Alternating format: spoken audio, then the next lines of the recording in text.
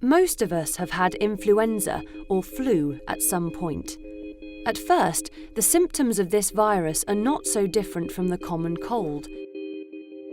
Cough, headache, blocked nose, and sore throat. But people with flu can also have a very high temperature and experience severe tiredness and aching all over the body. If you have the flu, it is important to get lots of rest and drink lots of liquids.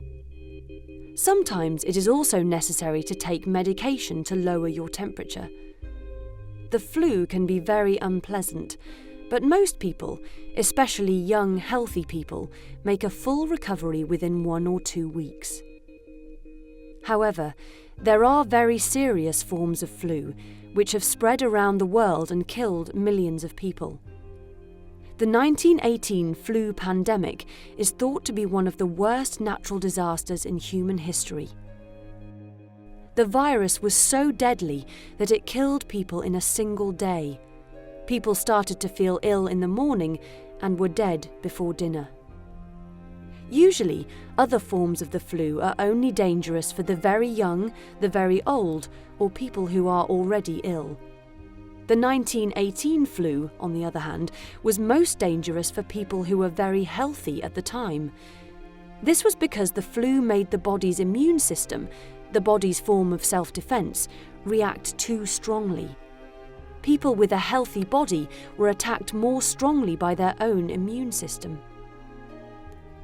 Another reason why the 1918 flu pandemic was so serious was its timing. In 1918, countries were still fighting the First World War, and soldiers were still moving all over the world to fight. This helped the disease to spread quickly and to all corners of the globe. When people are very ill with the flu, they usually stay at home. When they don't feel too bad, they go back to their normal routines. In this way, it is the less serious form of flu that spreads more quickly. However, during the war, the soldiers who were slightly ill stayed in their beds, but those who were very ill were put on crowded trains and sent to crowded hospitals. This meant that the most serious form of the disease spread. When the war ended in November 1918, the huge crowds that gathered to celebrate helped the virus to spread even more quickly.